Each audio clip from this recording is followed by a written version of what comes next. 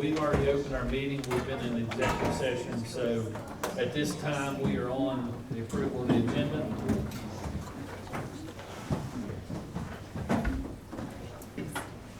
The only thing I recommend is that just before adjournment, after 16G, we have an executive session on personnel at the very, very end of the meeting.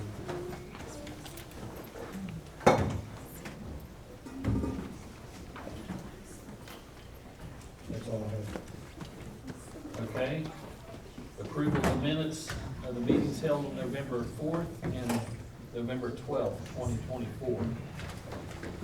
Make a motion to approve those minutes? I have one correction. On November 12th, I have was absent. I was actually there. Okay. I must not have made an impression. I copied Mr. and Moose didn't pasted. miss you either, because he always checks those minutes. Sometimes you just have to speak out. Okay, With that correction, if there are no others, I move to approve. okay, do we have a second? Second by Mr. Berry. All in favor? Aye. And at this time, we have a presentation from Nicholas County Community Foundation, Tamara Mullins.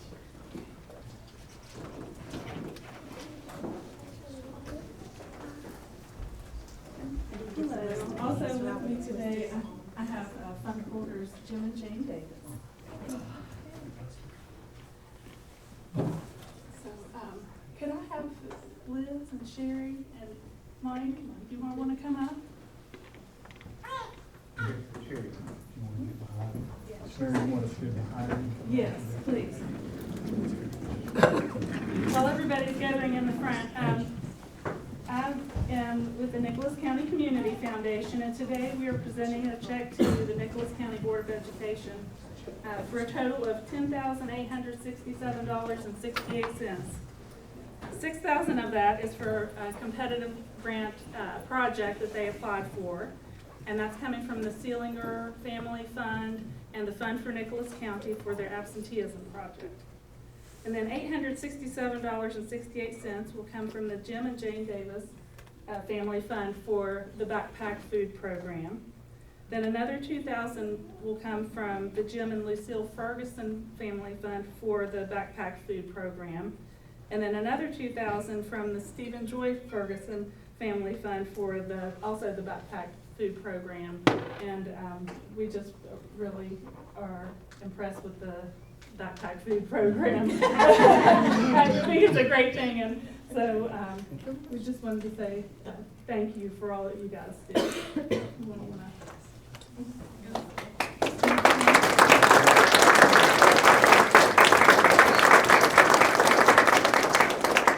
Can you guys scoot together? Come on, Sherry and Mike. Don't make me use my teacher voice. I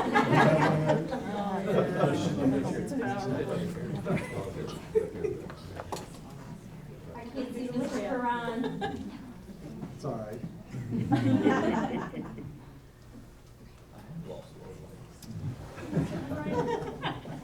Thank you all. Thank you. This will stay up there. Oh, If that's a check, give it to Kristen. I got it. We'll stay. Stay right here. Hey, guys, I just, Stay right here. we're gonna have all these kids come back to us. Just say this a lot. I say that all the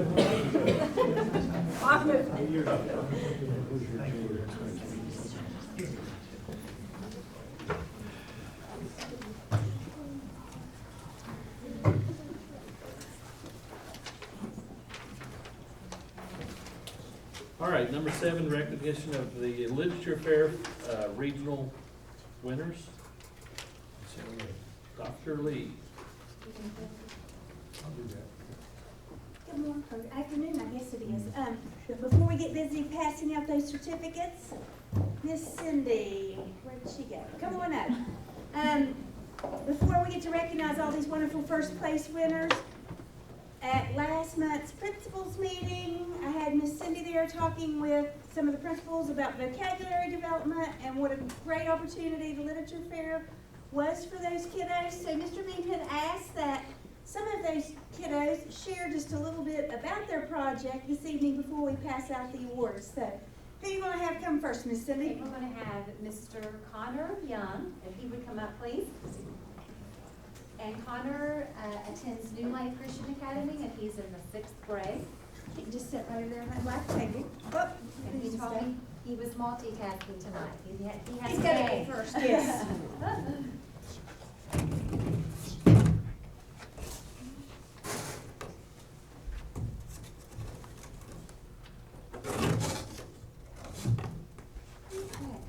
And Connor, you don't have to give him the full speech, but tell him a little bit about your project, what you liked about it, how you picked out your topic, all those kind of things. Hello, I'm Connor Young, and my book was Perfect Horse. I picked it because it's something that not a lot of people know about. It was very enjoyable for me to read it, and I would like to share some of it with you tonight. Perfect Horse was a heroic mission to save the Lipizzaner horses, which are purebred horses mainly found in Poland and Czechoslovakia. Back in World War II, Germany actually stole a lot of these horses for a pure breed program trying to breed the ultimate military horse. And eventually, an operation called Operation Cowboy was led by a group of Americans, a small group, and reluctant Nazis to save the Lipizzaner horses. You see, starving Russian forces were coming in from the east and were going to eat the horses if they were not able to save them. So eventually, the American forces were able to save the Lipizzaner horses by under the command of General Hank Reed, and that was the end of it. But they had to take all the horses back to America, and it was only 3 years before they were able to get the horses back to their original countries.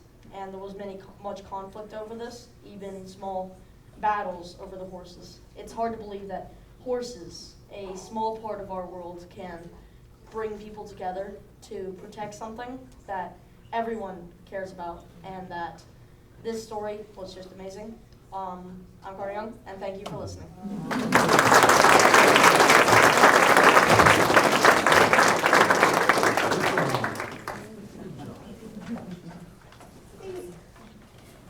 Thank you, Connor. Who you want next?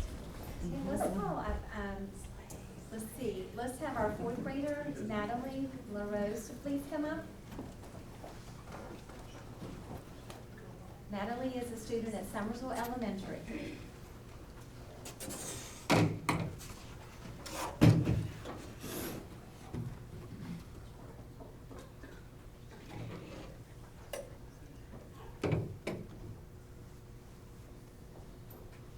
Hi, my name's Natalie, and the book I read was called Wish by Barbara O'Connor.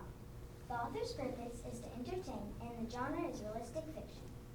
Do you remember when you were little and you closed your eyes on your birthday and made a wish? Or maybe even on a shooting star? Well, there's an 11-year-old girl named Charlie. She made the same wish every day for 2 whole years. Not just any ordinary wish, like blowing out candles on your birthday. She did it on when she found a penny, when she saw a pine cone standing up, on the last piece of pie. I'm going to tell you how that wish finally came true.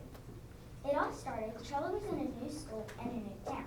Her teacher gave her a paper to write 3 of her favorite activities. She wrote soccer, ballet, and fighting. See, her dad, Scrappy, was in jail for having a bad temper, like Charlie, and her mama let him bed all day and didn't care if she watched her or not. So, Charlie was sent to Colby, North Carolina, which is the setting, with their Aunt Bertha and Uncle Gus that she's never met before. Here's Charlie's main conflict in the story. She wants her dad to finish being corrected and her mama to get her feet on the ground so she can move back to Raleigh and be a family again. Now enters Howard. Howard Odom. Howard was different. Howard had an up-down walk and found good in everything. Howard started helping her, like giving her a code word for when she started getting angry. She would say, pineapple, pineapple, pineapple. It didn't always work.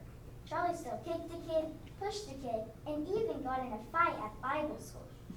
Charlie figured Aunt Bertha would yell at her and be mad at her, like her parents did. Instead, she would make her pie, and they would sit on the front porch and talk all evening, with looking at the Blue Ridge Mountains and the starry sky. Aunt Bertha and Uncle Gus showed so much love and kindness to her. They taught her things bought her things she needed, and taught her how to grow a garden. They loved each other. On the bus ride home, Charlie spotted a dog. She knew she had to catch that dog. It was just like her, looking for a family. Her and Howard set up a trap to catch it. Once it did, Charlie played with it, taught it tricks, and even made it a wishbone. They loved each other. After a long summer, Charlie realized something. Her dad was just going to keep going back into jail, and her mom was never going to get her feet on the ground. Aunt Bertha asked her if she wanted to be a part of her family. A family? A real family? A family that wasn't broken? A family she'd been wishing for all those years. Her wish had finally came true. Some days I'd come home and tell my mom how some kids misbehaved in class. She would always tell me, "You don't know what's going on in their homework." When I read this book, that made me finally understand what my parent was telling me. Thank you for giving me this opportunity to come and present to you.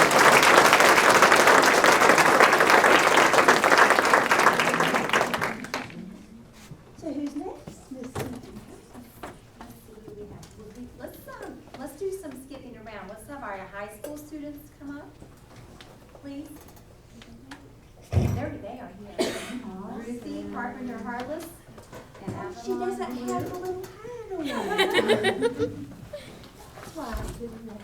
Geez, I was gonna wear the costume, but I didn't know what was going on half the time. Well, you And look just fine without it. they look great without it, and they are students at Ridgewood High School, high school students. The best school. That's And we're just gonna throw everything on the table and take a bed.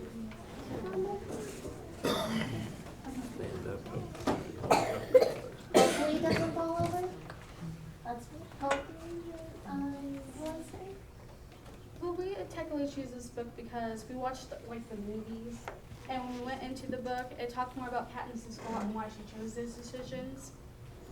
And she's like 16, and she already 16 in the first book when she went into like a death game because the capital made it so the districts wouldn't go into the Like a rebellion or something like that. Honestly, I don't know what we're talking about. We're very nervous. Oh, don't be nervous. Don't be Okay. nervous. You're fine. You're doing a great job. Well, our story was to be like entertainment for everyone and to show the, themes like oppression and rebellions and all that sort of fun stuff. And Katniss actually technically started the rebellion. Our main character and all of Yeah. it. We have like a map that shows the districts and how the whole thing was set up. Because it was And all technically that. based in America too. That was called Panem. We also have Bloody Roses that showed President Snow, which is the main, Yeah, the ruler, the bad guy. the bad guy and all of it. His scent was roses and blood.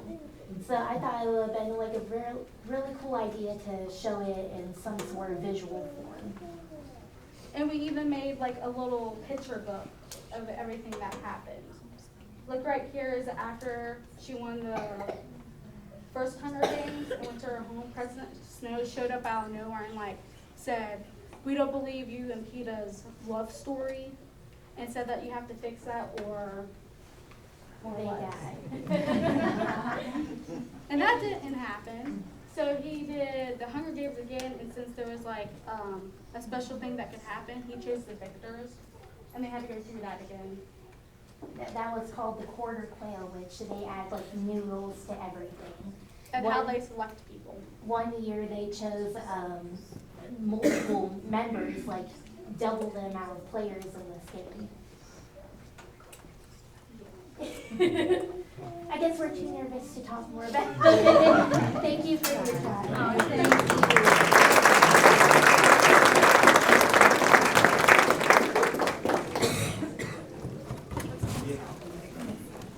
So next we'll have Addison, Leslie, and Sophie. And they'll come up please with their project. And they are students in 5th grade.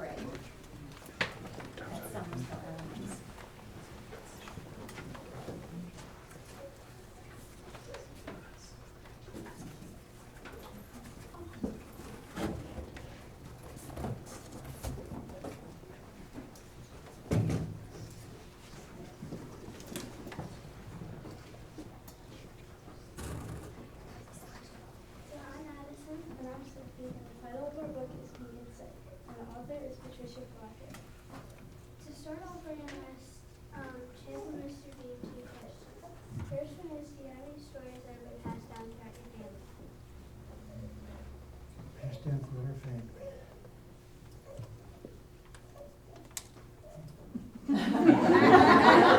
None that I can say in public. Why do you think they are important?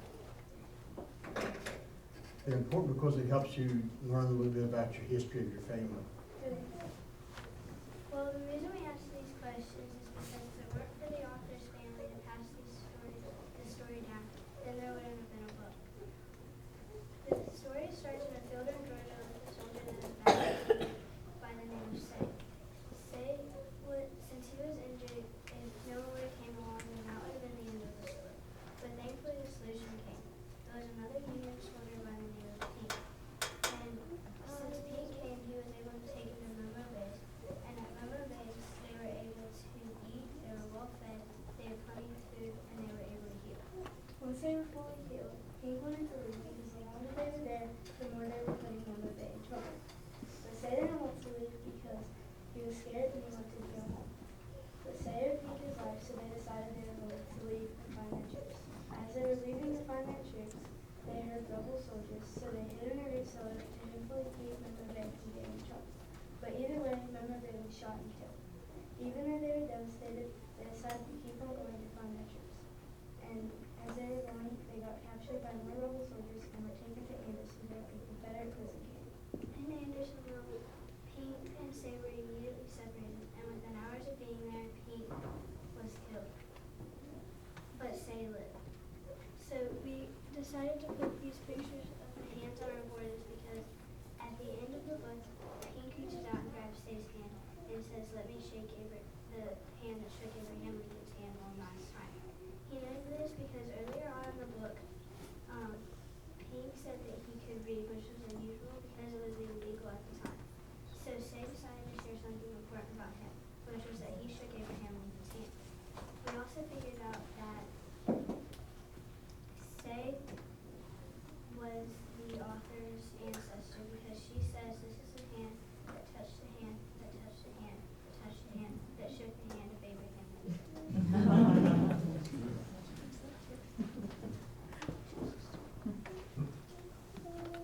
On the count of three, the author wants you to remember Pika Saley. So on the count of three, please say Pika Saley. 1, 2, 3. Pika Saley.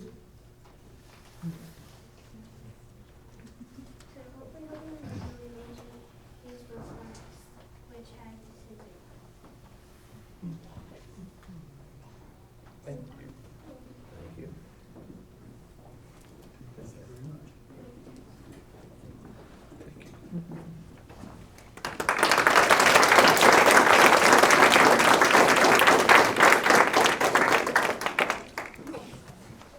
Okay, and next we have, to showcase different individual pairs, we also have a class project. So if the class project from Ms.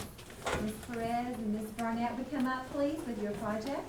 And they are in Ms. Abby Hoover's classroom. And Ms. Martin's. And Ms. Martin's classroom. Thank you.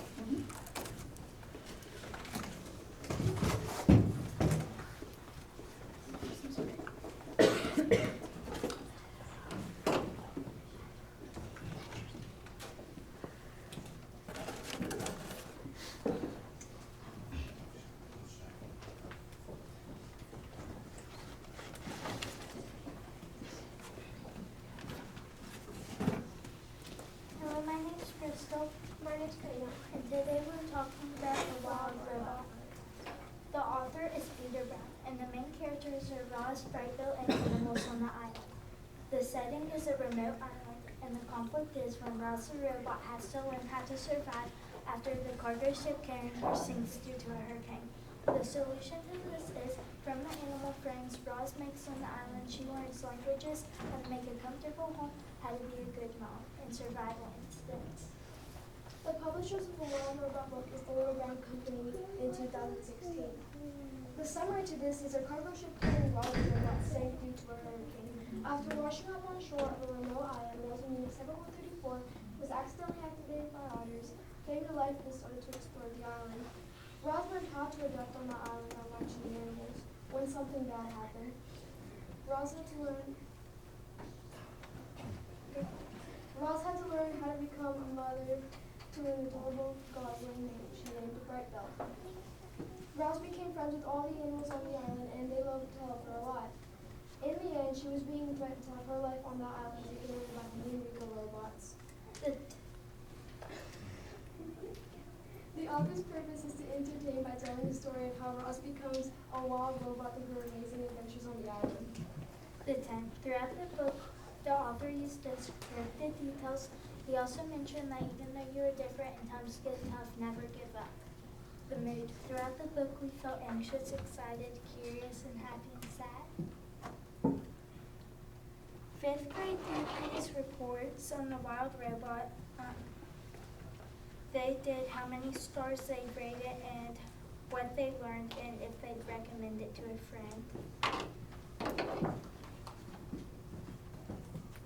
Thank you for listening.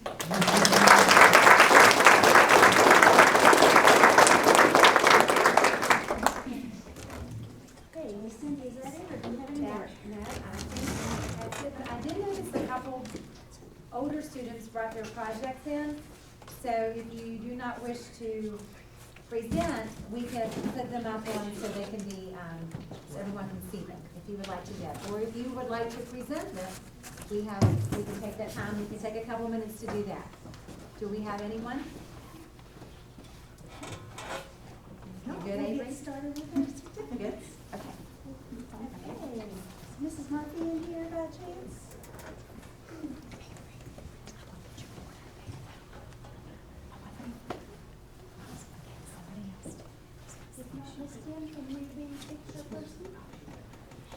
Oh, there she is, come on. Do you have them? Can you be picture person? And what I'm gonna do, Mr. Beam, is I'll call a few at a time and they can line up in front of you, and when we get full, then we'll go to the next one, so. Okay, here we go. We will start with kindergarten through 2nd grade.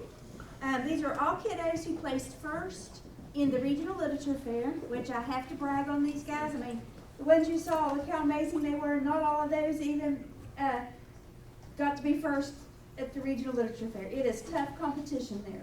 Most of these projects, your first, second, and third place there are like 100, 99.5, and 99. It is cutthroat competition there. It is amazing to see these projects. But we had 187 or 189 registered this year at regionals. So this is the cream of the crop. And I want you to take note of just how many Nicholas County walked away with. Oh, they're ready now? Yes. Okay. So time out for that, Mr. Bean. That other class project they're ready now. Okay, come on up. Get him up here, Miss Cindy. Sorry for the misunderstanding. Yeah, that's my, I was looking and I thought, she was like, I thought she had changed her mind for a minute when I looked back. Okay, thank you.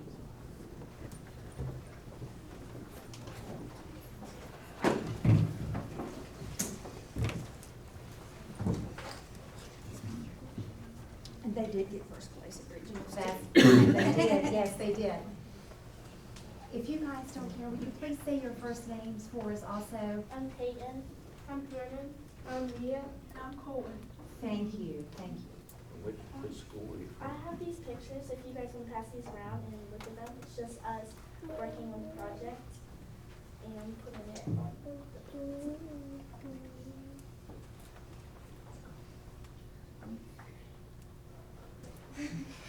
So, this is a class project, and we worked on it. Each of our classmates worked on these little pictures that we made on Canva, and we broke up in groups, so each person could get into the board and make anything they will like. So we made a thought summary. So I think we made each of like 2 people, I think. Yeah, 2 people each for each of these, yeah, these. And a group of people made this, and we voted whoever was the best, and so we could put it up there.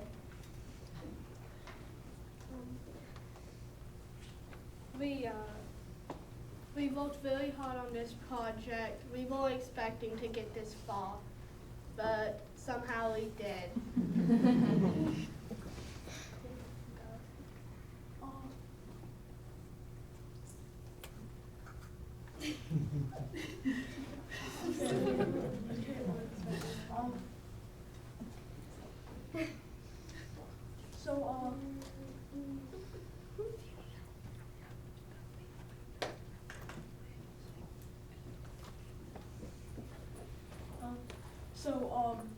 About the Brian picture, we worked very hard on it, and I like coloring the plane and stuff. Our book is called Hatchet. It's by Gary Paulson, and our setting takes place in the Canadian forest. And Brian, our main character is Brian, and he crashes a plane. And the pilot had a heart attack, and he crashes the plane, and he has to stay in the Canadian wilderness for 40, 50 days? Yeah, almost a month. Yeah. Or more than a month. And the pilot had a heart attack, and they got off the course to go to his father's house because his mother and father had a divorce. And there was also a secret, is what he called it, from his mother. And no one else knew it, but he was riding a bike with his friend Terry and saw his mother cheating on him. But he was too on his father, and he was like not sure if he should tell his father. So and he had to survive with a lot of yeah. So he grew up in New York. So he never experienced the countryside of the U.S.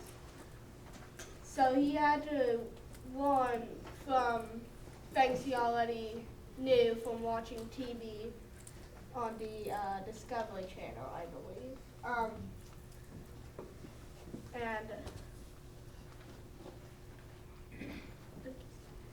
And great. There were several different situations in the story. Like Brennan said, he didn't have a lot of. He was born in the city side, not the countryside, so he didn't know how to survive in the wilderness, and he had to figure stuff out on his own. Like he got attacked by a porcupine, and a moose. A tornado. So he came up with a lot of situations. He also needed to find food. So he found these full birds, is what he called them, and he made crossbows. But since they blended in with the wilderness, he had to look for shapes, like bullet neck, spear body, triangle beak. So he had to find a lot of good food so he could survive in the wilderness. So back to the tornado thing, when he was sleeping, he heard a new sound. It was the wind, and then a tornado lifted him up and body slammed him to the ground. And when morning happened, he saw the plane's tail, and he went to the plane, and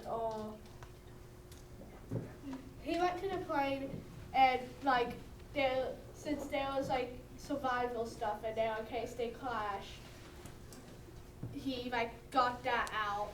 There was this kind of gun that if you shot it, it would signal. And then there was also this radio thing that could connect to airports and stuff. And he had no clue what it was. He was just switching off and on. But there was also these little food packets, and he was super excited to get into that. So he wasn't paying attention to the radio, he just threw it to the side. And he had no clue what it was, and he didn't know he did anything. So he just got straight into the food, And once he was about to eat a 4 meal, like a 4 people meal, he, as soon as he was about to eat it, another plane came in and rescued him. So, yeah. Thank you.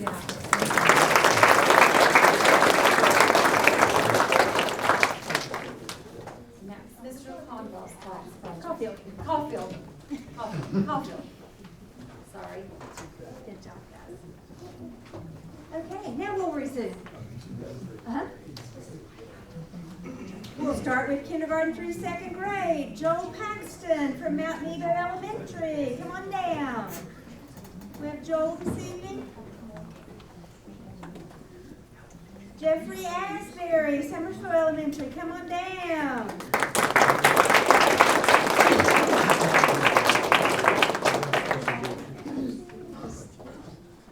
Jeffrey, when you finish shaking their hands, just stay down there by Mr. Green and we'll get your picture.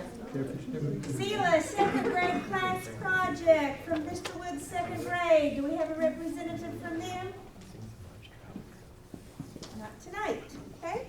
Jackson Waybright, New Life Christian Academy. Come on down.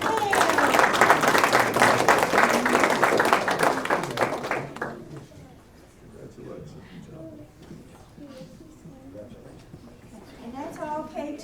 Mrs. Murphy, want to get a picture? That's my in the middle and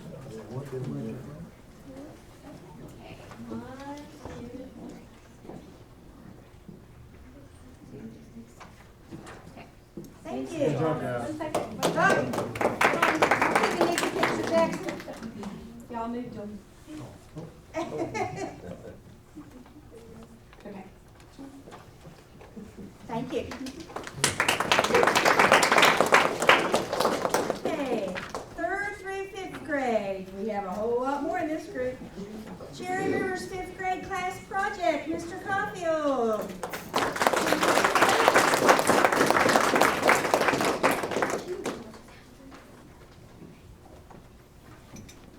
Can we all go? Yeah, all of Did you help work on it? it. I'll take the credit. There's one more coming.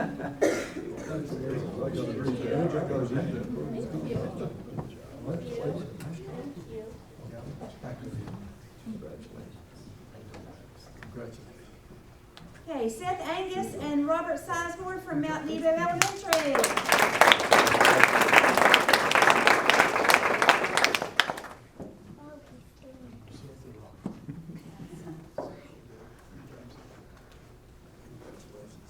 Mackenzie Berry, who is a homeschool student.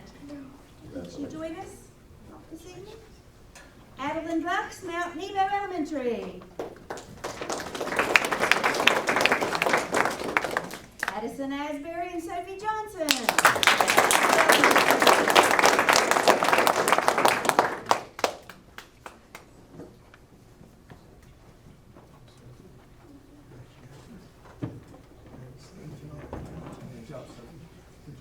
Charlie Braun and Audrey Nesselrod from Panther Creek Elementary.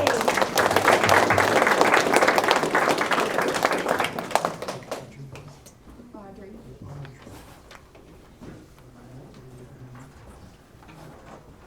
Winston Hayes and Finley Todd, Panther Creek, come on down.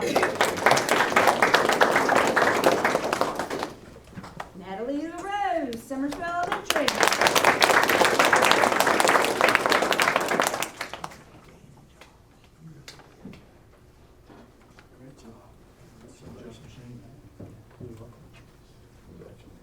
Addie Legg and Gretchen McMillian from Panther Creek Elementary.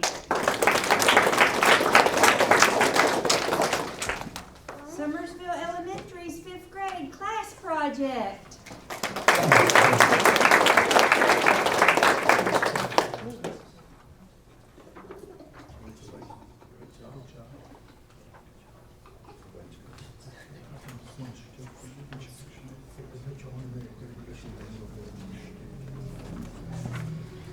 Ella Fields from Mount Nebo Elementary.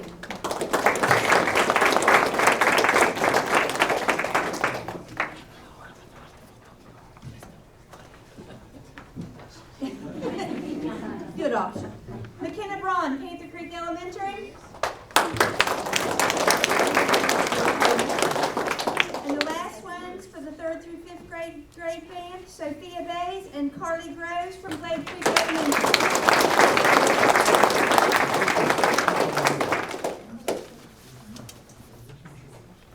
They just look like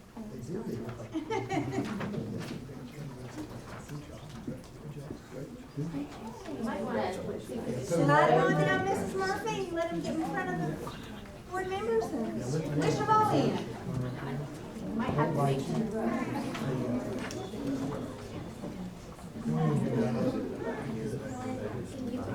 Put another row right here in front, yeah.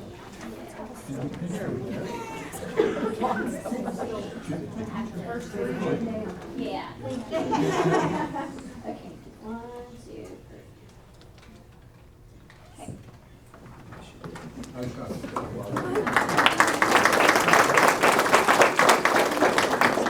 Awesome, 6th through 8th grade. First one we have is Joel Eads from New Life Christian Academy. I think he's with us tonight. Avery Walton, Summersville Middle School.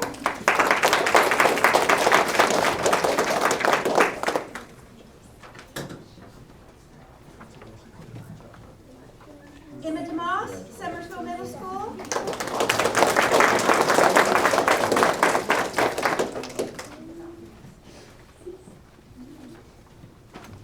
Lainey Bartlett, Ridgewood Middle School.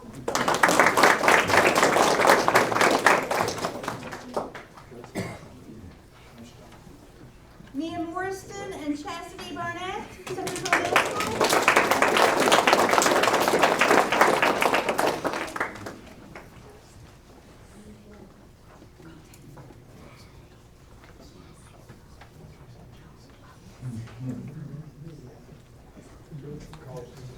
New Life Christian Academy 7th grade class project. Anybody bring the wagon? No? No wagon. Boy, they know how to build one though. Delana Boggs and Kylan Palmer, New Life Christian Academy. And Macy Morris and Sophia Stahl from New Life Christian Academy. Okay, that's it for grade 6 through 8. Mrs. Murphy, if you'll get a picture.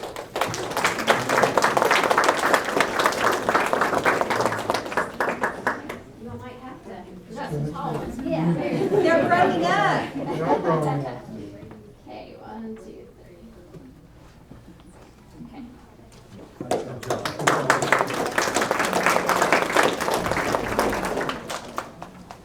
9th through 12th grade. Come on up. Mason Gross and Caleb Jarvis from Nicholas County High School.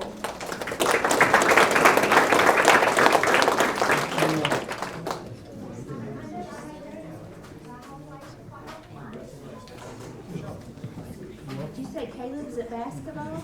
Congratulations. Oh, yay. Next one, Jasmine Hobson, Nicholas County High School.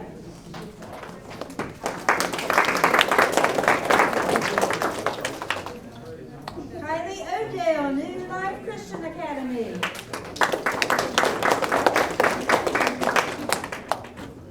And I hope I don't mess it up. I try not to. Avalon Bayou and Ruthie Carpenter Harvard. Very close. It's the one at Avalon too that gets me.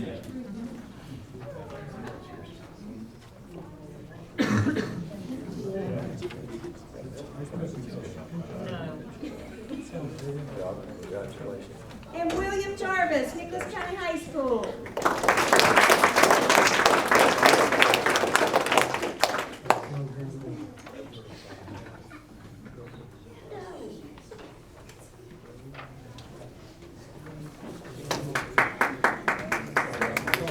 That's it for 9 through 12.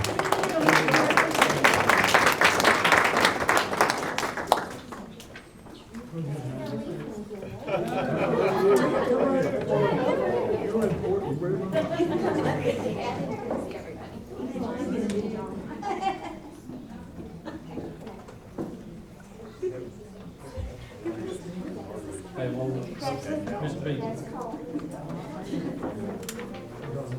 recognition of West Virginia Regional Board. Okay, next, reading Do you need a list? Or you got 'em?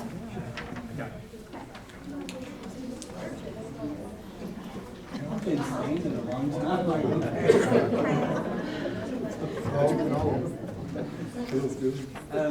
Hi, I'm Tony Nichols, and I'm here on behalf of the West Virginia Reading Association. WVRA for short, has been in existence for 56 years. Teacher professional development organization, and we're getting ready to have our 68th conference at Ogilvie this weekend. And each year we have an awards ceremony for awards, and I'm here to recognize the award nominees from Nicholas County. We've had several winners in Nicholas County before. Sarah Lee's a Madge McDaniel winner, so is Julia Duffield, and myself. And Nicholas County has always been very involved in West Virginia Reading Association, and we would like to thank the board for allowing teachers to come to the conference. So we have our nominee from Nicholas County for the Madge McDaniel Award is Samantha Murphy.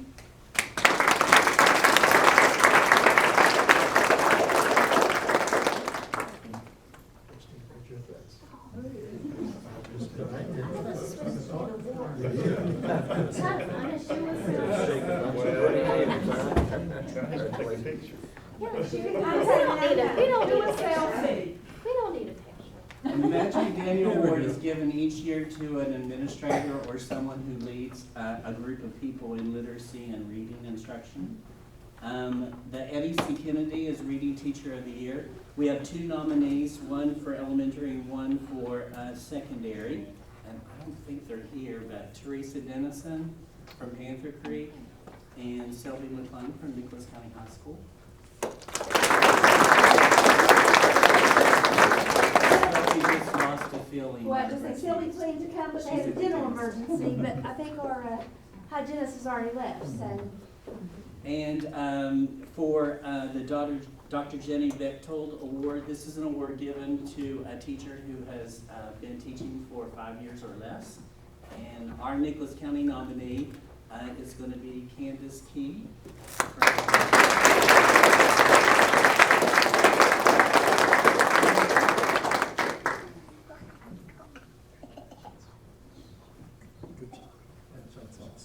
And then we have a new award that we've just started this year called the Outstanding Future Teacher Award, and it's given to a pre-service teacher.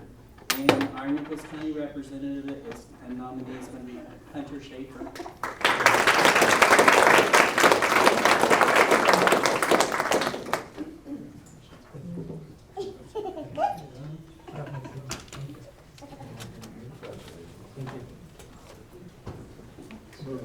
Slide in the middle. Mrs. Murphy, get out of the table.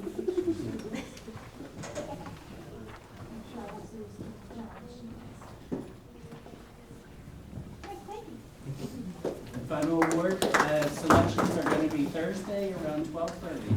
So tune in to find out if we have another Nicholas County winner. Thank you.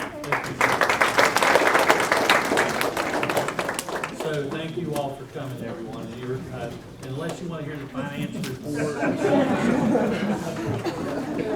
Personnel agenda, I need some important stuff.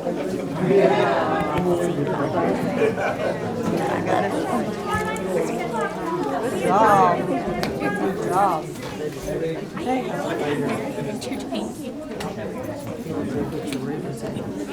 Do you want to take it now? Janae said something about you taking the project.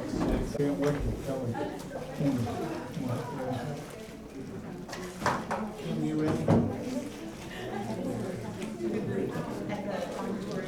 Okay, next we have student representative Kelsey Baker from Nicholas County High School. Do you have a friend? Do you have some friends? Yes. So you can introduce them because they're not on my list. Just have one name.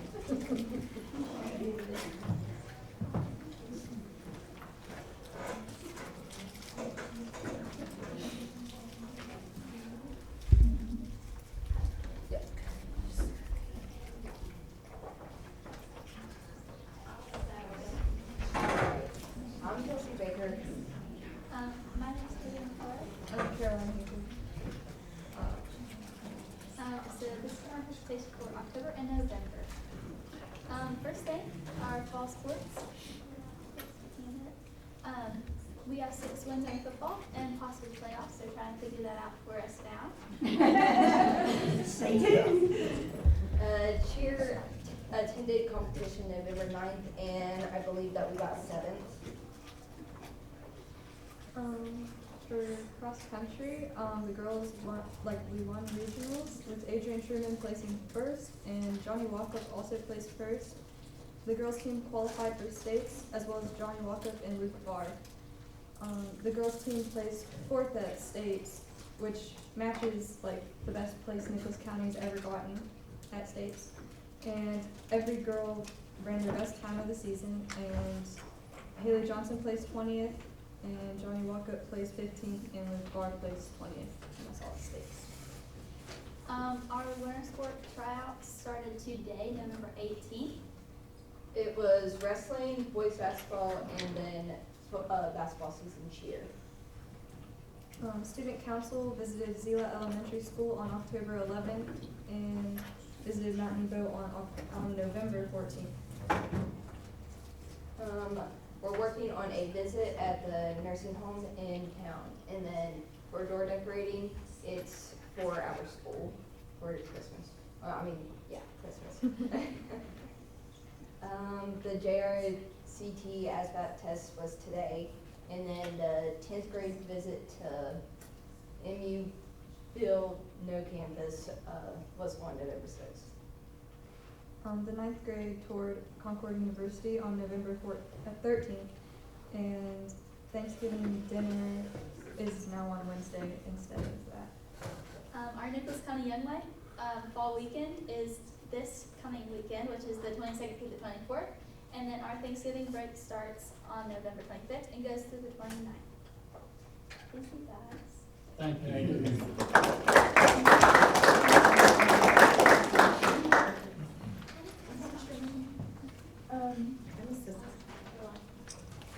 Okay, superintendent's information updates. Mr. Bean. Just 4 quick things this evening.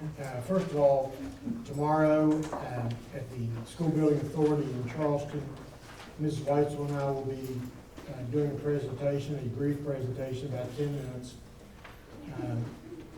Every year the state puts money out, the legislature designates money for school buildings, facility upgrades, or new buildings that you're wanting to build. They currently have $54 million available and $250 million in requests from the counties. So our project is for $15 million. That's a lot to ask out of a $54 million budget, but there are other counties that's asking for upwards of 30 and 35 million. So they can't fund a lot of projects, but we do not expect to get full funded, but we have provided them a prioritized list of things that must be fixed, including the roof and what they call the building envelope, the outside of the building that's starting to break away, and a lot of moisture gets in our school when that occurs. And we are needing some additional classrooms so we can get the VOAG class out of the trailer and expand our junior ROTC program. But we present that tomorrow at 1:15, and then we have an appointment at 4 o'clock back in Nicholas County, so we'll be presenting and then back on the road. I want to encourage our citizens to look at the Nicholas County Board of Education website. And if you look at the front page of the website, you'll scroll down a little bit and it shows the Glade Creek project and the Cherry River project. You can click on either one of those. If you go to the Cherry River project, it has a little drop down that says cameras. You can click on the cameras to see the progress being made at that site. And that's been ongoing since the building started. And the Glade Creek site has 3 cameras. Only 2 of them really are operational. One of them doesn't really show anything. But it takes a password to get into it. So I want to give you that password if you want to go look at that site. The username is all caps NCHSSMS, and that's because originally it was going to be a high school and a middle school, but now that's no longer the case, but it's still the username. Again, NCHSSMS, all caps. The password is capital S, Summersville, WV, West Virginia. And if you get in, you type that in, you can look at those cameras and see what's going on in our schools. There's a lot of progress being made at both of those buildings. Also, just a kind of an update, you know, we invoked our cell phone policy at the beginning of the school year, and the state now has announced that this month they're putting out a statewide cell phone policy for consideration, because all the counties are facing the same issues that we've been facing. And so that'll be on public comment for 30 days.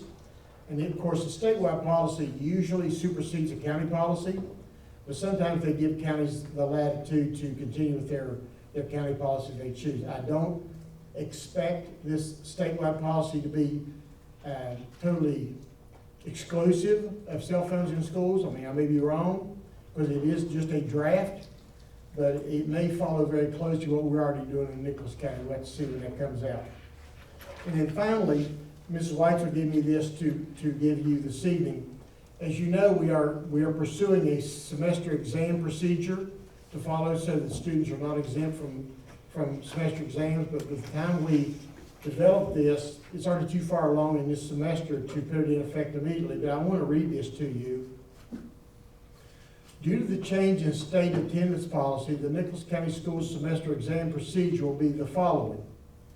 Students exempt from semester exams will be required to complete a career exploration job shadowing on December 20th, 2024 in lieu of attending school. The form below, which is, you'll be able to find this, I'm sure, on our website at some point, or it'll be passed out to the students, must be completed and turned in by January the 6th, 2025. Failures to turn in the form below will result in December 20th being counted as an excused if they don't attend school. Those who are not exempt will report to school for testing on December 20th, 2024. Makeup testing will be on Monday, January 6th, 2025. And that's all I have. One comment on your Lake Creek cameras. You do have to log in on every camera. You can't just log in once and Yeah, click on each the camera. 2 and 3 will not let you. Mine, for some reason, when I logged in the first time, it kept it, so I can go to camera 1 immediately, but the other 2 you have to log back in each Right. time for each camera. You're right.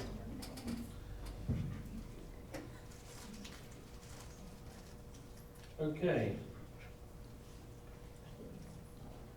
The second month certification numbers for employees and students for funding for 24-25. Mr. Hanshaw. So I uploaded 2 files. One of them is called comparison, and the other one is the October enrollment, October submission.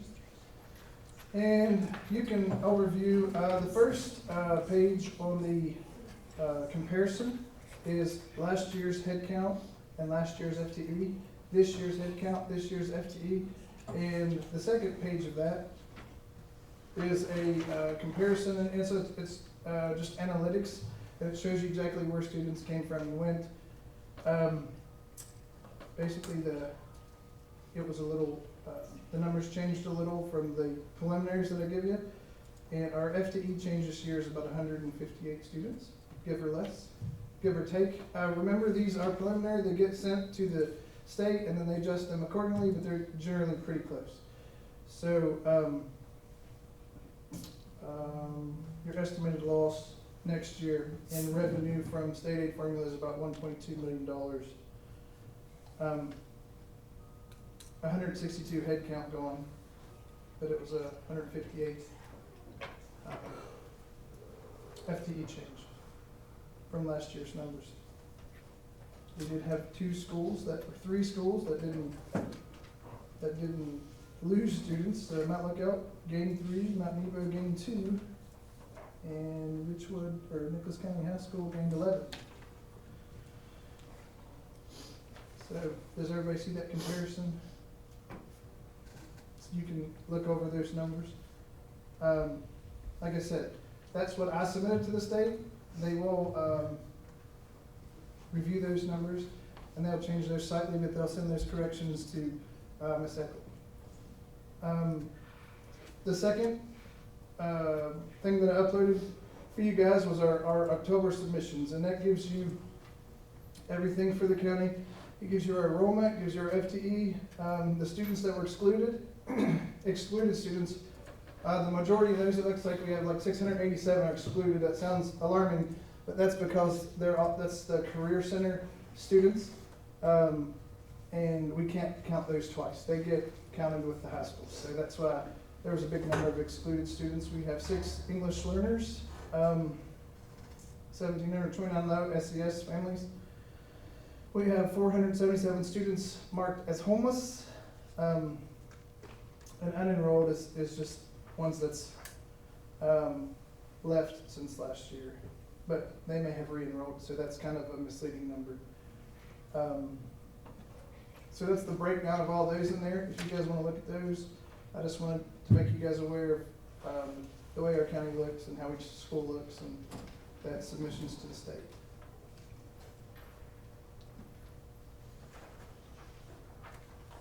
And remember, homeless just because they're homeless doesn't mean they're out on the street. That means they're either a foster kid or they're a family living with another family, 2 people in the same dwelling. There's lots of criteria that makes a student homeless. So we really don't have that many kids without a home on the street.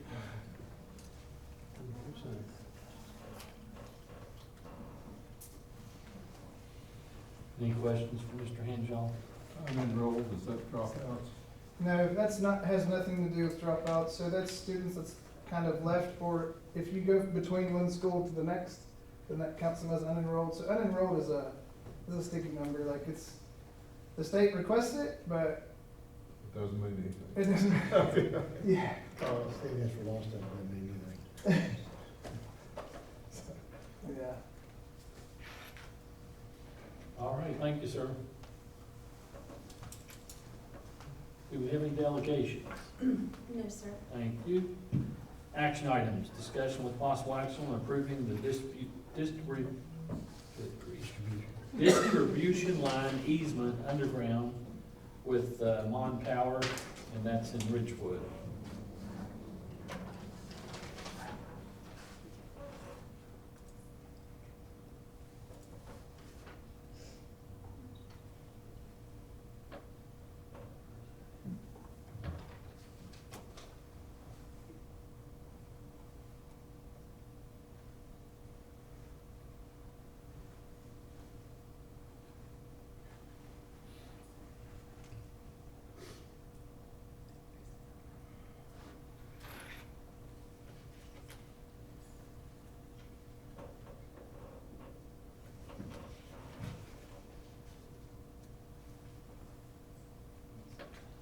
Any discussion on that?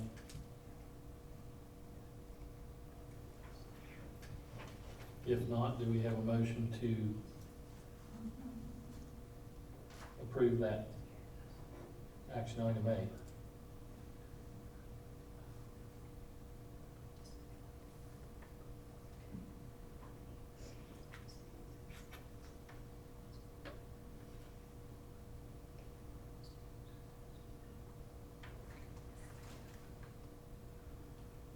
That won't in any way interfere with construction. They're requesting this. Mon Power is requesting it. No, it should not interfere with construction. Because sometimes when you give these easements, they come back and say, you can't do that here. They kind of restrict what you can do, where you can do it. The line's going underground, right? Yeah. If it was going overground, then there might be some restrictions under the lines, but there shouldn't be if it's going underground. It's really an easement for them to put it underground if they have to come back and work on it. Right. It should be okay. I'll make a motion to approve it. Okay, motion made by Mr. Ferguson, seconded by Mr. Green. Any other discussion? All in favor? Aye. Opposed? Motion unanimous. Consent items, finance.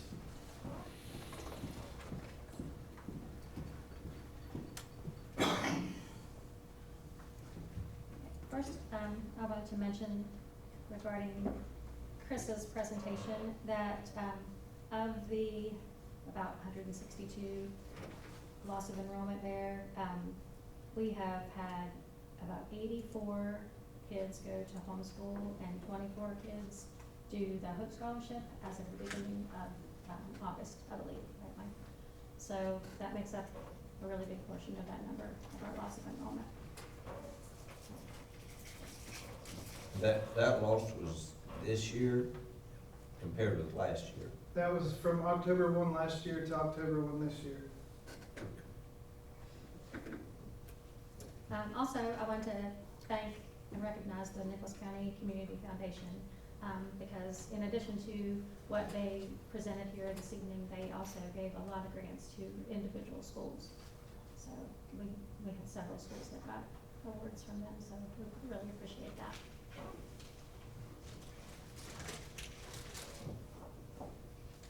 Okay, so my first item is payment of current invoices. We had a whole lot this time, but everything was in your packet. We had a deadline we had to meet. We had to issue and liquidate everything from the ARP, the COVID money, by November the 15th. So that's why there are so many items this time. But we did get everything liquidated that we had to, so that's a good thing.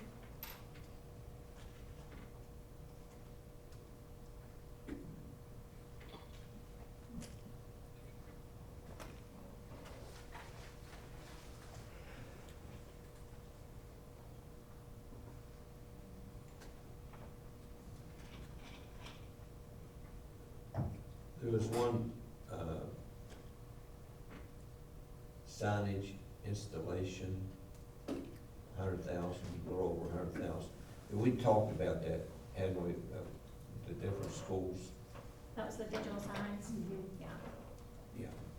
Yeah, so now actually that one, I'm not sure what page that was on, but I think that they're in progress on that, right? So that's not totally completed, but they're working on finishing that up, so then, yeah, we'll release their funds when they're totally finished.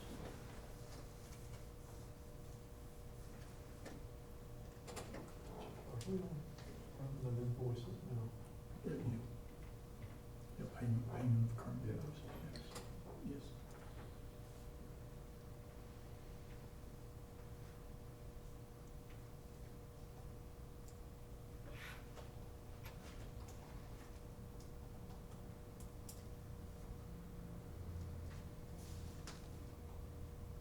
See, no, we used to, when I was teaching, we were given an allotment for purchasing.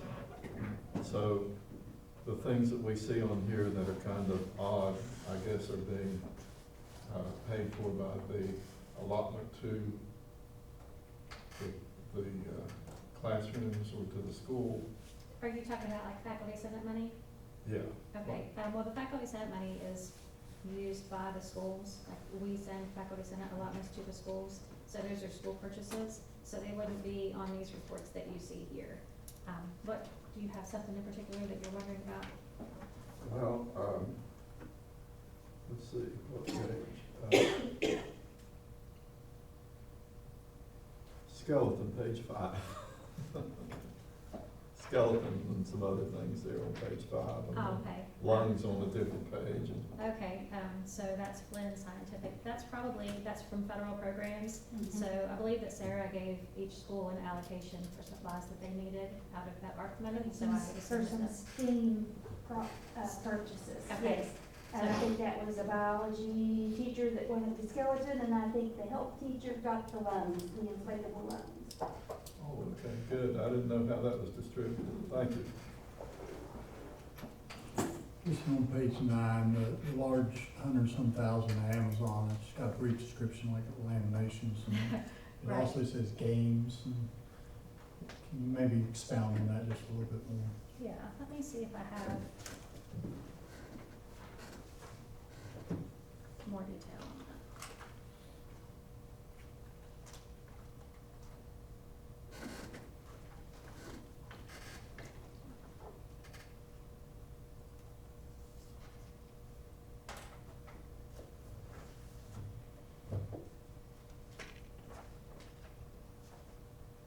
while you're looking, I can take a quick guess. I'm guessing most of these purchase orders came through my office.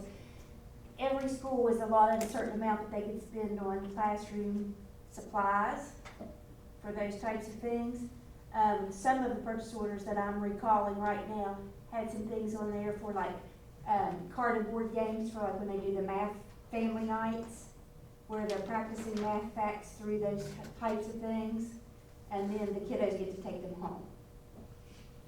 Yeah, I was just noticing $102,000 for laminations and binders and games. Yes, right, That's yeah. a lot of money. There are a lot.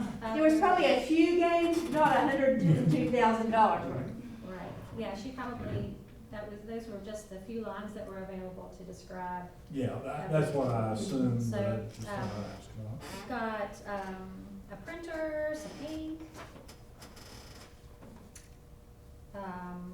For elementary, their suggestion was to look at what they need for enhancing their small group instruction. So they should be related to activities that kids can do independently in small groups while the teacher is working with another small group. Do y'all usually do that per student, or is it per school?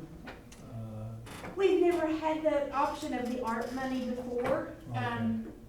After Kristen got done with looking at what was left for, after she paid the salaries and the substitutes, we tried to somewhat evenly divide it out so that every school had that option. Some chose to use it, some chose not to. How much did you have to distribute like that? Please, oh gosh. It's 130,000, is that what it was? Probably close to that. Great. In some of the games, I'm just looking through here, there's a lot of different small things, but, some of those games are actually even, like probably for home PE class. There's badminton rackets and, tennis table set and some things like that. But yeah, there are many, many, many small items here, iPad cases. And each principal kind of decided at their own school level how they planned that out. Some of them made some purchases for some school-wide pieces and then divided what was left amongst teachers. Others just completely straight divided it. It depended on what their school needed.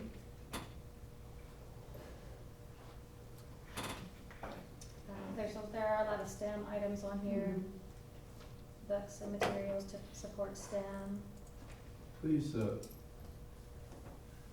you ready for another question? Sure, yeah, I'll keep looking through here as long as you want me to, but if you've got Okay. another one. These classroom furniture purchases, are those the one Was that- purchases for the new schools? Was that from Meteor?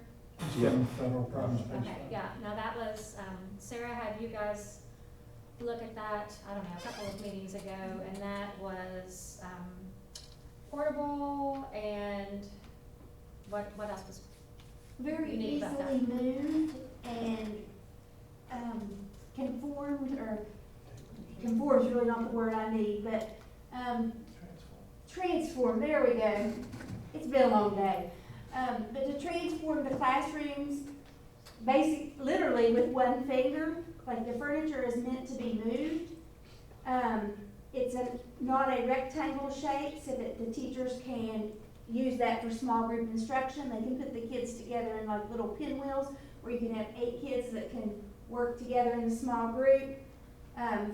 They've got some storage cabinets where they can put book sets, STEM activities, whatever they would need for small groups into those bins, and they slide into the cabinet on wheels, basically is what it is. So really it's about being able to make your classroom as mobile and flexible. Flexible is the big word that they use with the selling of it, but to make it flexible enough that the teacher can meet the kids' needs without having to spend hours and days rearranging and moving the furniture.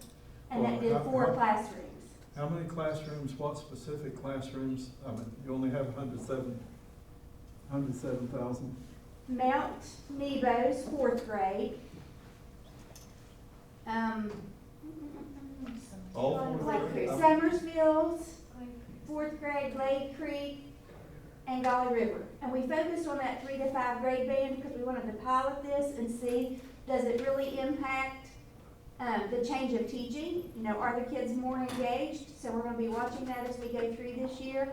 The reason, or multiple reasons that we focused on that, but the furniture is all scalable up in size or scalable down in size. So we kind of went with middle of the road so we could see how the kids react and the teachers react. And then it is one of the companies that is approved. If that is something that we find is making a difference in our instruction, they are an approved vendor with new construction.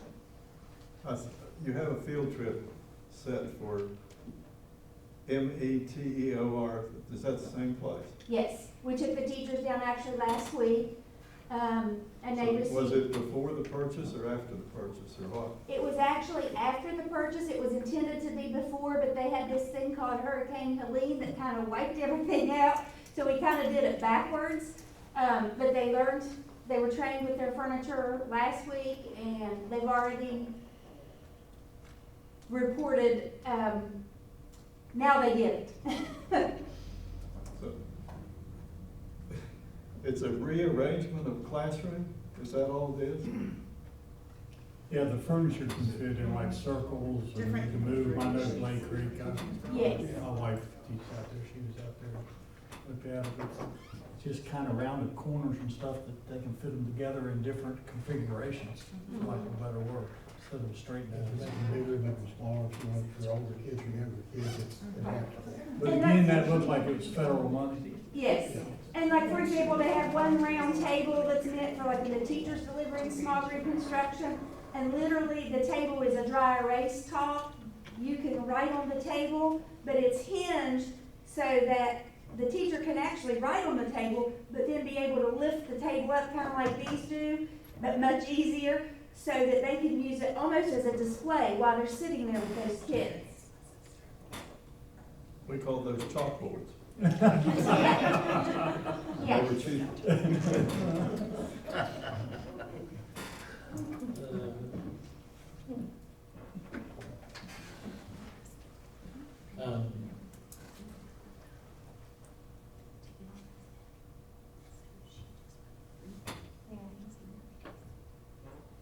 Kristen, check number, it's on page 13, 2216475. Was that a redo?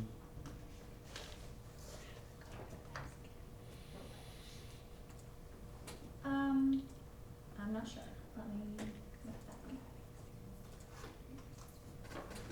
Like, do you think that that person got a check before and it was, is that what you mean? That person reached out to me because they got a check, it was kind of in their business, and I told them to contact you. okay. So is that the same? Okay, Sherry Sparks probably just took care of that. Okay, So all right. I don't have knowledge of that, but I figured that that's what it would be. Okay. Yeah, that would be easy for us to do. We would just void the check and reissue it to the right. Page 7, there's a check for $2.16, transport in lieu. Is that an error, or is that something That might weird? just be, you know, like just a very small amount of mileage. Okay, they might, payment in lieu is where, they get paid to transport their student if their student doesn't live, close enough to a bus stop. So that might be, maybe that month was just. $2.16? I don't know how much that person usually receives. I don't know What, if that about was. 3 miles, 67 cents a month?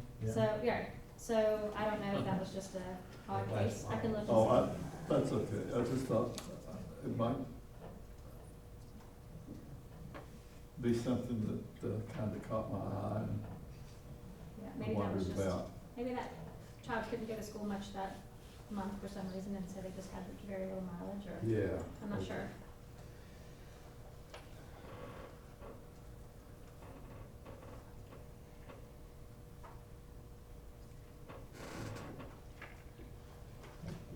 Any other questions on paying the current invoices?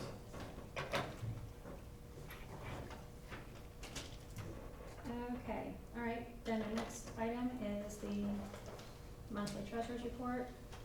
So we're back to these now. You know, I hadn't done these for a little while because we didn't have the financial statements done. And so until those were done, we couldn't carry over our amounts from the last year to this year and put those in the budget. So these reports would have looked funny without that information. So we're back at it. First is revenues. You'll see we've already collected a good bit on that first page of our personal property taxes, real and personal property taxes, and excess levy taxes, because most of that, you know, in August and September, most people are trying to pay those up and trying to get their discount, so a good bit of the taxes for the year are paid during those months. So we kind of look like we're ahead on that. Those are our biggest months. Let's see.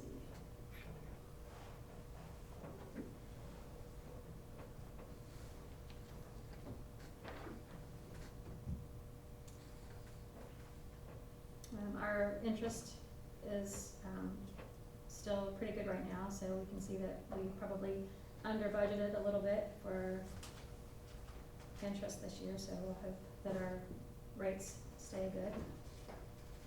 Interest. And down here close to the bottom, interfund transfer from special revenue. You'll see that that one is a high percentage of what was received, and that is indirect cost. And we were able to collect a lot of indirect costs because of the ARP money. So this will be the last year that we're going to get a big amount of indirect costs from that. So that's why that number's pretty high. Say special revenue. Is that how it's listed? It's interfund transfer from special revenue. Oh, The very first okay. special revenue. Okay, gotcha.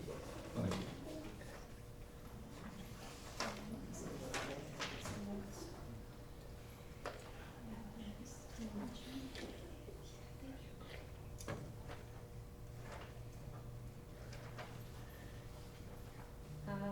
The third page of revenues, oh no, I'm sorry, the second page of revenues has a capital projects fund, which is for the new school and the sewer project at Nichols County High School.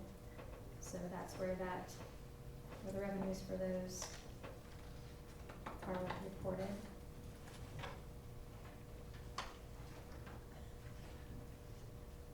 And then when you look at the expenditure pages, you'll see we have the current budget and we have the year-to-date expenditures, and that's through October.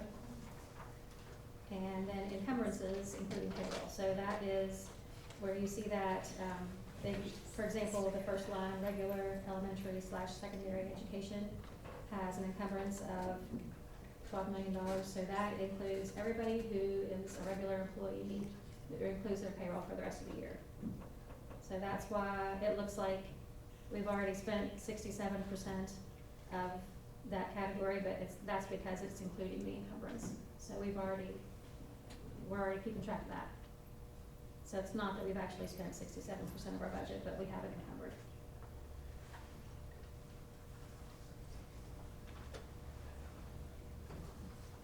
On the revenues, National Forest land is 0. Are we not entitled to any of that? Yeah, we are. I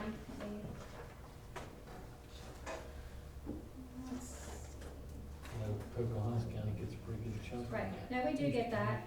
We just, at the time of this report, we hadn't gotten it yet. And I believe actually I got a letter about that a couple of weeks ago, so we probably have it by now. Okay. I have not budgeted that. I don't budget it at the beginning of the year because we're not really sure how much we're gonna get. So when we receive that, then I'll do a budget supplement. Do you remember how much they got last year? Just round. I would say maybe $50,000 or $60,000. Well, there's 3 different categories of that we get. Might have even been in the 40s. It's not a huge amount of money, but of course it helps.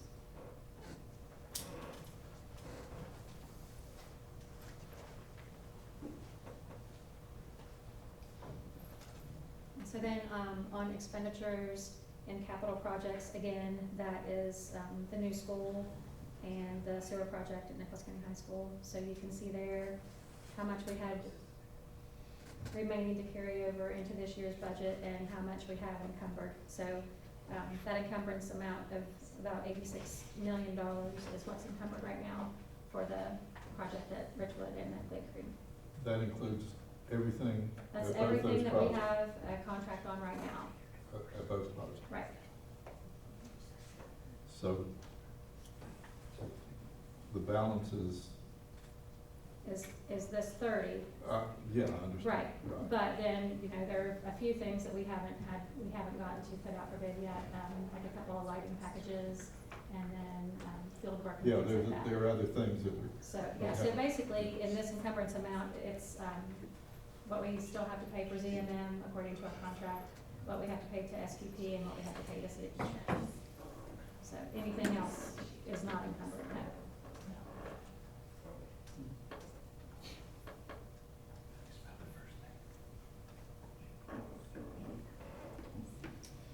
Are we still paying on the lighting that we purchased years ago? The energy savings, yes, we're still paying on that. I think maybe have 2 years left to pay on that. If we all want to wait 2 years.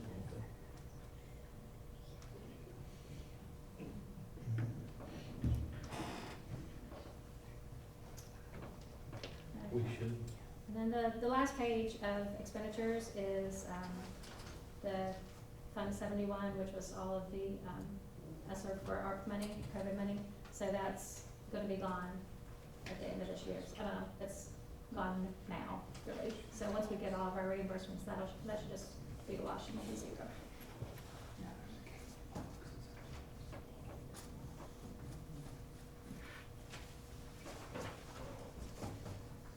So do you have any questions about the treasurer's report? On that very last one, parentheses means a negative balance, right? Yes. So you're looking at this very last page? Yes. Okay, so, let's see. We were probably on that, since that's such a small amount, I would say we were over encumbered in our ARP money, because we had to be sure that we were going to spend it all, down to the last dollar by November the 15th. So I would say that the reason that shows the negative 14 is because we were over encumbered by that much money. So that when the bills came in, if they came in for less, or if we had to cancel some purchase orders, we would still have enough expenses to use up all the money. So next month, when we look at this report, That's gonna go away? it should be zero, yeah. Okay.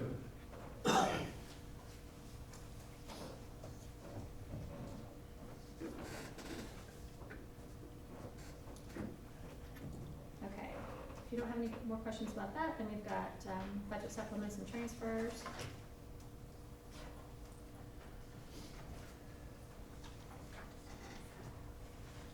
There's one item I wanted to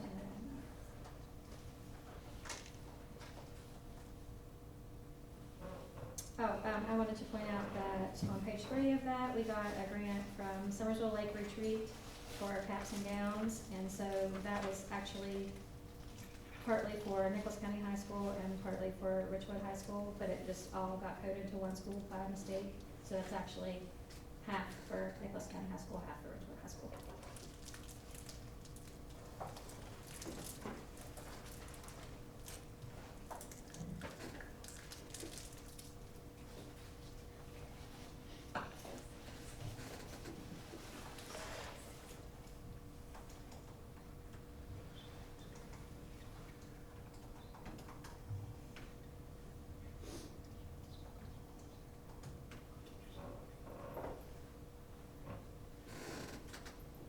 Explain that to me, Kristen. So Summersville Lake gave you a grant for about 4,900? Can't see. 48, 49. And you split that between Richwood and Nicholas, and it's for graduation and gown? It is a cap and gown program, so I don't know the particulars of that, but I'm assuming that is to help pay for caps and gowns for maybe some. That way should have about cap down now, should they? So I think the elevators Yes. gave quite a bit of money also. So, yeah, hopefully not. That's the money? Okay. So on that fresh fruits and vegetable program, how many of our schools have that? 7, Mostly elementary? all elementary, it's only 4 elementary schools.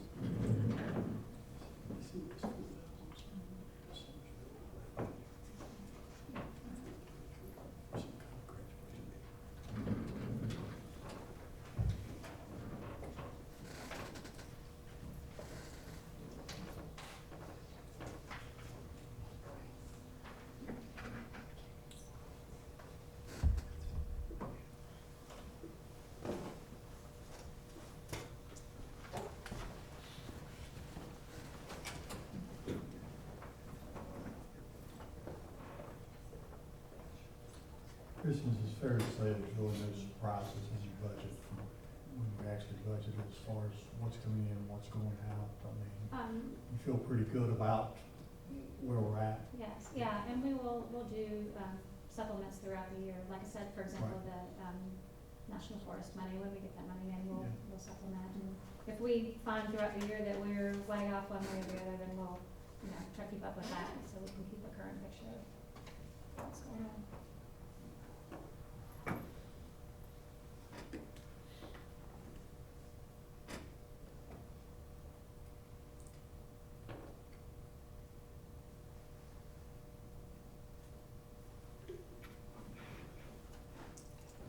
If we don't have any more questions about supplements and transfers, looks like there are a couple of transportation requests for basketball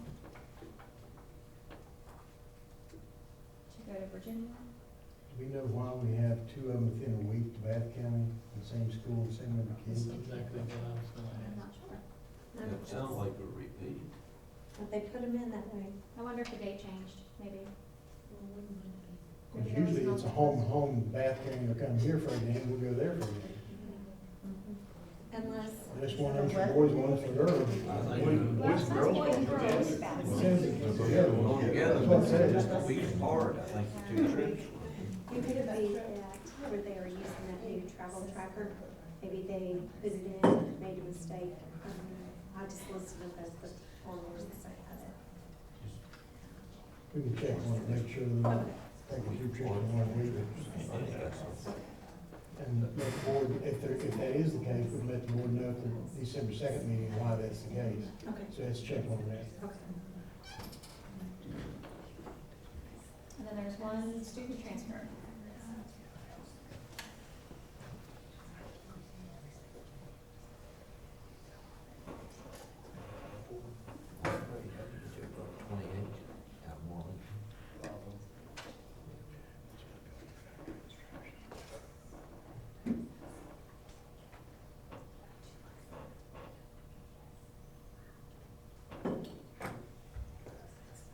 Okay, well, if there's no questions, do we have a motion to accept the consent items, finance 1, 2, 3, transportation request 1 and 2, and the student transfer request 1?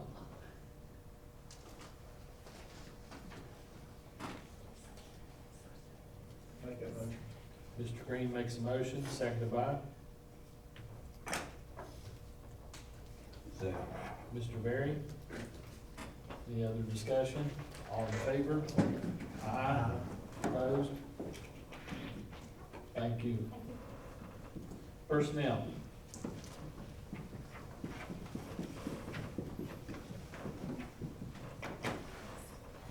Good evening. As presented, with the exception of 2, we have 2 additions. Taylor Brown employed as a substitute, and Crystal Bennett, that job came down late on Wednesday, so we amended on Thursday, we added that. We went to 11 students in the kindergarten classroom at Zila, therefore we needed to add an ECAT. And I also want to point out that I had missed adding Jeremy Bandy to an earlier agenda when you had given me permission to hire outside of board agendas. And in the craziness of the beginning of the year, I have neglected to do that, so that effective date is 8/19. And also, service substitutes, Jordan Smith, we needed a field trip taken, on 11/8, and we did not have enough substitute bus drivers to take that field trip, and she was gonna be on this agenda to be hired. So I did give permission for her to go ahead and start that day so we could take kids to Charleston.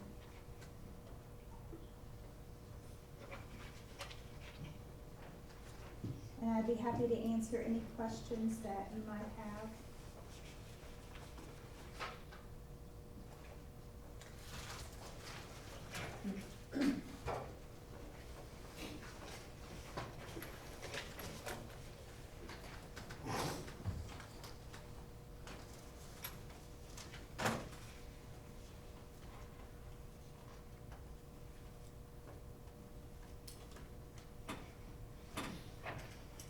I would like to congratulate Patsy Rapp on her retirement.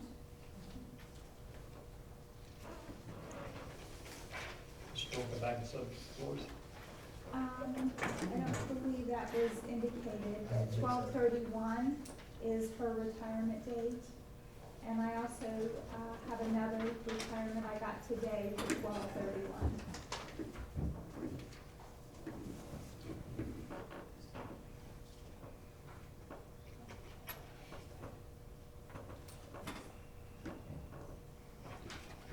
Okay, if there's no discussion, do we have a motion to accept the personnel agenda as presented? We have to accept those retirements. I'll make that motion. Mr. Ferguson makes a motion, second by Second. Mr. Moose, seconds. All in favor? Aye. Opposed? Motion unanimous. I have clarification on the trips. It was my fault. I put Bath County twice. The second, one trip is to Bath County, the other one is to Highland, Virginia. So I'll fix that in the minutes. So the first one is Highland, and the second one Bath. Are they the same place, or is No. it not the same school? Island County. December 10th, they're going to Bath County, Virginia. And on December 16th, they're going to Highland County High School. Virginia. It's not very far from Bath. I know where that. Highland is longer. They should have Marlin. You go the same way to Highland, maybe that's what made it right. Yeah. Okay, reports, SESC, Mr. Ferguson. Nothing to report at this time. We will have a short meeting Wednesday. Kristen, did you ever figure out what kind of royalty we got? Do you remember, did we ever get a notice on the royalty? Sarah probably deposited that already, and I just didn't Okay. hear about how much it Well, was. we're- I'll look, and I'll let you know. Yeah, there's a short meeting Wednesday. It's at 15, 20 minutes. I'm not sure what this is, but I'll report back. I have nothing to report. Okay, thank you. Bright Horizons, Mr. Green. Thank you. Items for future agendas or matters of the board.